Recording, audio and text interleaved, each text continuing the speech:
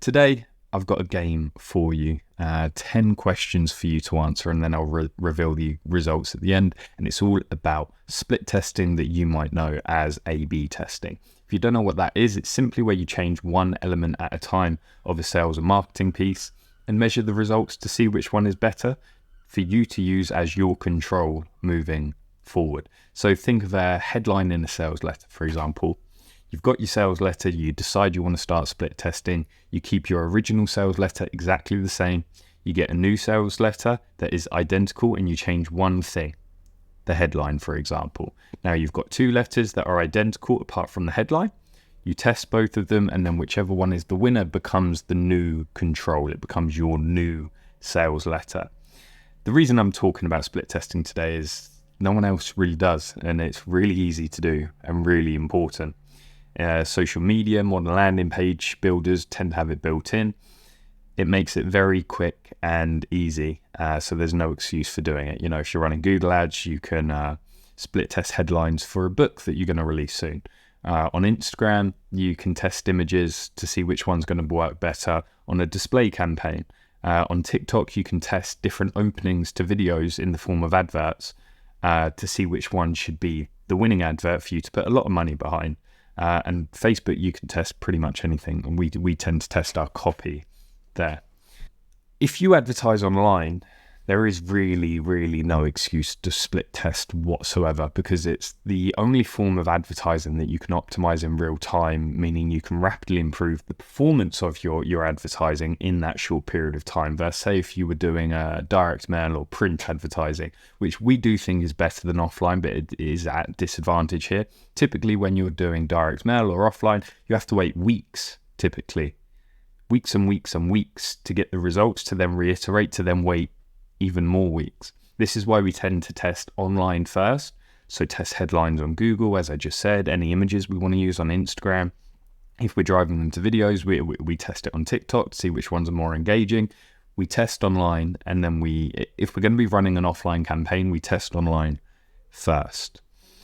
So let's get into the quiz so you can learn some best practices of split testing and have a little bit of fun so you can improve your advertising. Here we go. So now this is the beginning of the game. How it's going to work is simple. I'm going to show you two options. I'm going to show you option A, and I'm going to show you an option B. I want you to grab a pen or a paper, and there's 10 questions. So write down 1 to 10, and then on each one I show you, write down which one you think is the winner. Everything in these scenarios has remained the same apart from the variables that you'll be shown. And the data has been taken from a mix of our own data, a company called Highrise, Digital Marketer, ClickFunnels, Ryan Dice. I think that's an exhaustive list of the sources. And these are not definitive, by the way. Just because it worked for them, just because it worked for me, does not mean it'll 100% work for you. These do not become absolute truths. There's many other variables in play here, such as the target audience. We know that for an older audience, you really have to pump up that image size to make sure that your letters get read. But this is a bit of fun, and it's going to give you some ideas on what you can split test today. And most importantly, it shows why you shouldn't make assumptions. You're likely going to get several wrong, and kind of emphasizing the point of the danger of making assumptions. So grab your pen and paper, write down 1 to 10, because we're about to get into question 1. I'm going to go through all 10, then we're going to go back through them and give you the answers. So up first, we have option A, green button, versus option B, red button. Now this was on a landing page asking them to click through to checkout. So this was on a landing page. I believe it was to a warm audience, and both of these buttons had the same words on and everything, and it was saying, you know, come check out. And there was a shopping cart on it with a couple of wheels saying, you know, buy. That was there on both of them. So make your vote, A or B. Next, We have ascending pricing versus descending prices. Ascending is here on the left, descending is here on the right.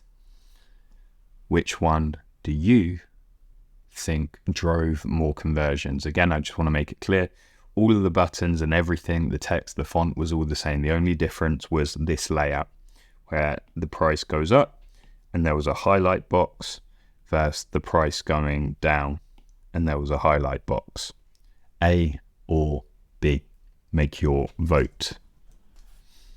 Now we have, this was on a lead generation campaign asking people to opt in for a piece of information in the form of a video, I do believe.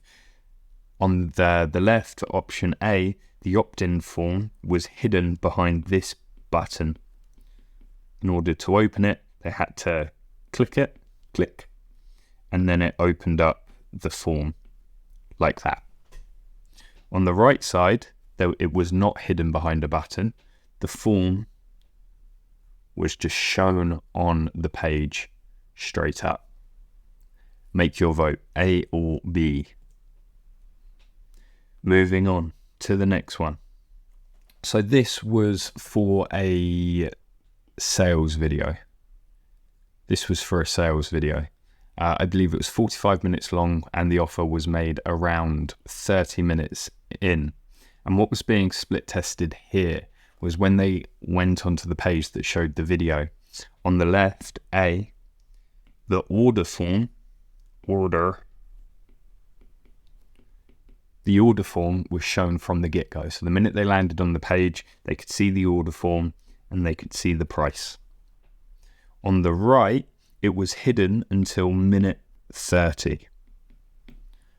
And then this form popped up. The exact same form. The only difference was there was a 30-minute time delay on option B from them seeing the order form versus seeing it straight away on option A.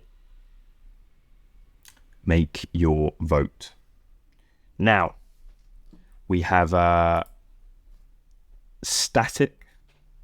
So we've got a static headline coming up against an animated, this is my attempt to make it animated, a static headline. A static? My bad. An animated. There we go. Ooh. I believe, again, this was on a free information offer. Top 10 things to consider before you install a new kitchen. They had a static headline versus an animated headline. Cast your vote, A or B. Up next, we have testimonials. So testimonials on the right here for B versus no testimonials for A. This was for a contact us page. It was a contact us form and apply to work with us page on a website. A had no testimonials whatsoever. B had highly stylized testimonials with faces here, bit of copy, and then, age, sex, location. So is it option A, no testimonials, or option B, testimonials? Cast your vote. Because up next, we're still talking about testimonials. Option A is Facebook style testimonials.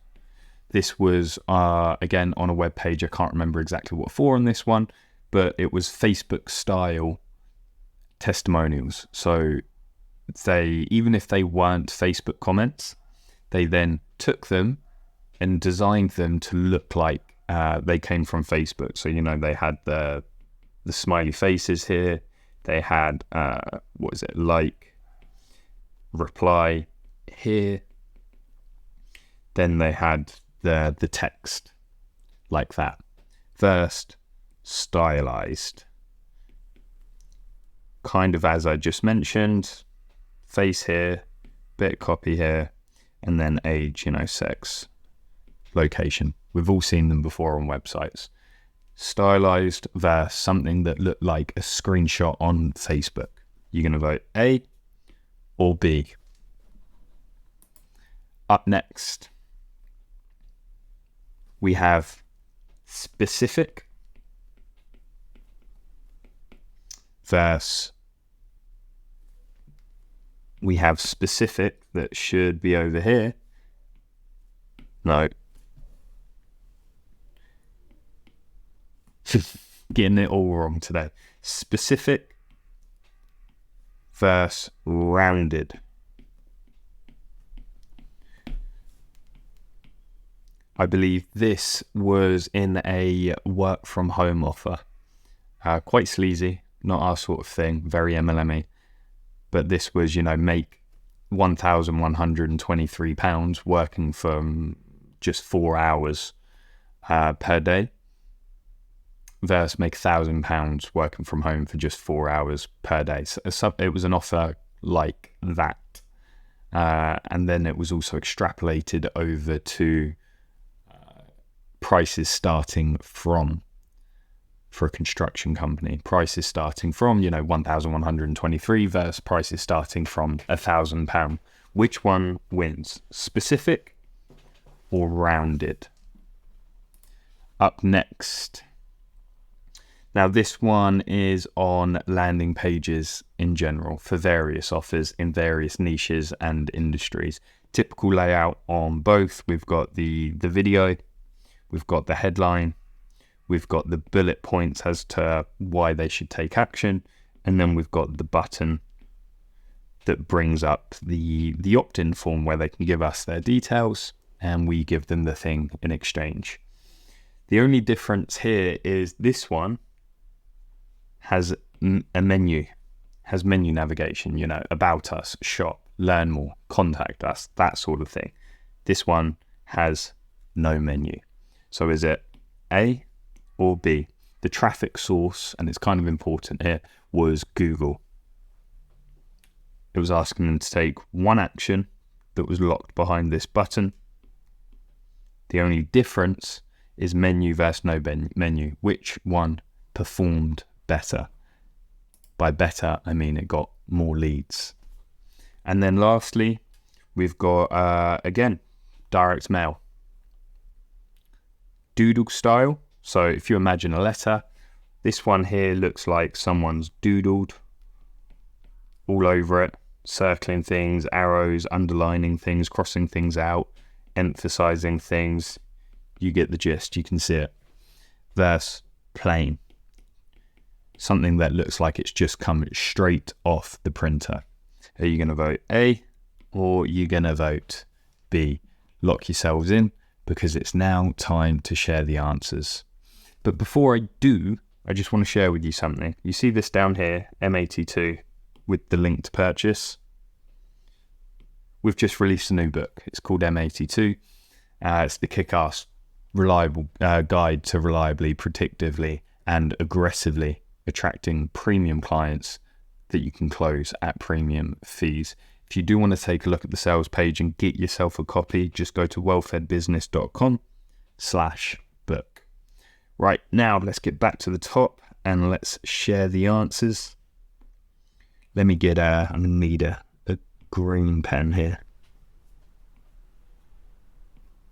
There we go.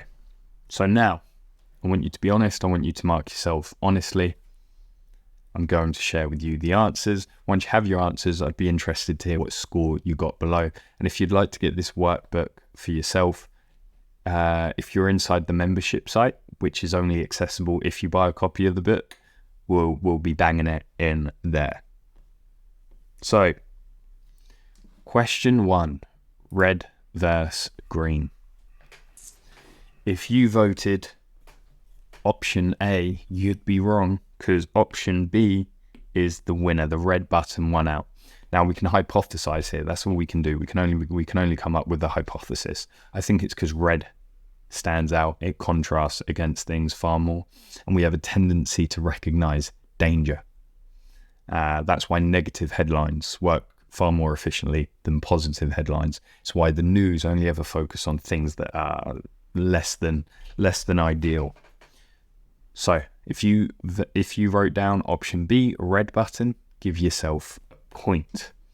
Up next, we have ascending versus descending pricing. If you said option A, you would be correct. Again, we can only hypothesize, and the hypothesis here is something called reading gravity. We read left to right, top to bottom. With this one, our eyes naturally finish by looking at the highest price. That's this one. Our eyes naturally finish looking at the cheapest price. And to go against reading gravity and to go back to the most expensive isn't natural. It's not something most people would do. So this is more of a test of should the call to action you want to make go on the left or the right. And the answer is pretty much always bottom right. On any sales page, on any landing page, whatever it is, always put your offers in the bottom right hand corner. At the very least at the bottom and central, but very rarely bottom and left. So give yourself another point if you voted option A, because up next we've got the opt-in form hidden behind a button versus shown on page. And if you said option B, you would be wrong. The answer is option A. And this one's quite simple. Clicking a button is a micro commitment. So they've made a micro commitment to click the button. The other variables at play here is when they click the button, the landing page blackens. So they can't see anything else anymore apart from the form. So they've clicked that button, they've put themselves in an environment where the only thing they can do is either now click off or fill out the form. Versus the form being right there on the page, there's plenty of distractions. They feel like they can come back to it later. So put your forms behind buttons, or most importantly, test it yourself. Up next, we have the order contact form shown at the very beginning of the video versus showing it only when the offer is made in the corresponding video. And if you was to say option A, you'd be 100% correct. Now, we can hypothesize here that them seeing the offer means they're prepared for it. There's no hidden agenda. They know exactly what they're getting themselves in for. The other thing is it allows you to capture something called the now buyers. Pretty much in any offer that you make, there's going to be roughly 3%, give or take, of people that are ready to buy right now. They already know you, they already trust you, they know exactly what they need, and they know exactly when they want it, which is right here, right now. By not showing them the form straight away, they're not going to take action. But by showing them the form straight away, you're going to get the now buyers, and you're going to prime those to know, right, an offer is going to get made here. I'm interested as to what this offer is. It raises their level of curiosity. This one actually surprised me because back in the day, I used to hide it. But it's kind of disingenuous. Now, whenever we do something like this, the form is right there, ready to go. And ironically, we actually don't show the form straight away. We just show a button because of the results of the last split test. That button then opens up the checkout form. Hey, this is why and how you can then start stacking these sort of things together. And we've only learned this sort of stuff through years of trial and error, reading and practice and investing a lot of money ourselves.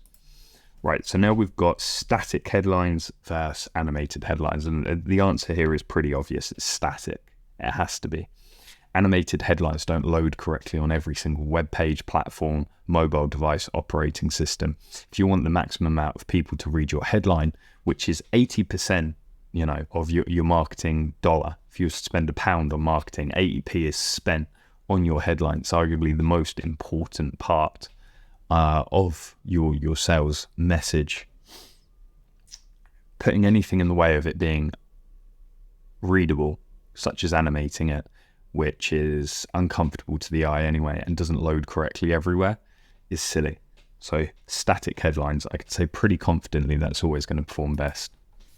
We now have no testimonials versus testimonials.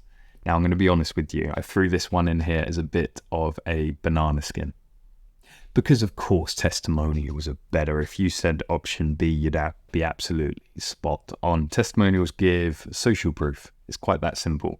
People really want to be the first to undergo something. So if you can show other people have undergone this and they got success, it's going to raise the prospect's perceived likelihood of success, and it's going to get rid of that fear of them having to be the first person to undergo it. So the herd effect, pretty much. Robert Cialdini, Influence, great book, read it. We then have, staying on the theme of testimonials, Facebook style testimonials versus style testimonials, the standard one. And A's the winner. Facebook style wins out. I think this is because whenever we see testimonials, we all think there's a chance that they could have made this up. When it's all pretty, when it's all stylized, it's like there's nothing stopping them from making that up. But with Facebook, ironically, even though they are styled like that by a graphic designer and could easily be made up, they look like screenshots. So they look far more likely to be real. This is why we say pretty isn't always best when it comes to your advertising. Ugly ads often work better than pretty polished ads. It's the same reason the polished salesman with the shiny shoes, the slick back hair, the £5,000 suit rolling up in the Porsche will tend to get outdone by someone who is equally skilled but looks a little scruffier. It just tends to be more believable. It keeps our guard down. We then have specific versus rounded numbers, and staying on the theme of trust, specific numbers. Specific numbers look well thought out. They look like a modicum of thought has gone into it. So therefore, anything that's well thought out is far more attractive than something that looks like it's been done on a whim. We've tested this with pricing and whatnot, and various products, and it does tend to work, but there does seem to be an upper limit when you get to the big boy bucks. But for the most part, specific numbers look more believable, therefore more people will take action off the back of them. We then have the second to last one, penultimate. Menu versus no menu. And if you said option A, you'd be absolutely wrong. It's option B. No menu. If you offer them navigation, they're going to click it. It's quite that simple. If they're on a page where you want them to take an action, you want them to download your ebook, for example, and you give them the ability to go click and go through to a whole bunch of other pages where they can no longer take that ability, the likelihood of them coming back and completing the action that you want them to take is very, very low. So it's far more efficient to just take away the menu bar on any advertising that you're doing it and make sure there is only one thing that they can click, which is a button which brings up a form which they can submit. That simple. I remember I had a client, I was 18 years of age. We just did this, nothing else. We just removed the menu, and their opt-ins tripled. It's that simple. And then lastly, we've got doodle style highlighting versus clean, plain letter.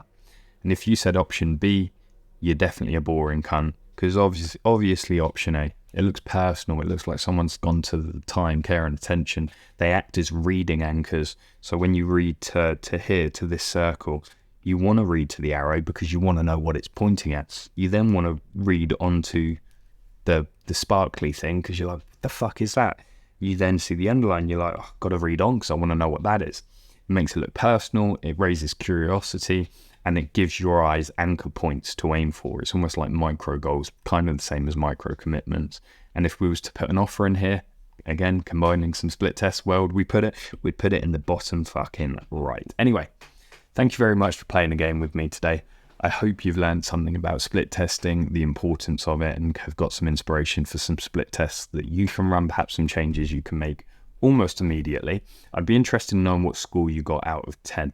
If you're inside the community site, let me know. Just comment, post it into the group.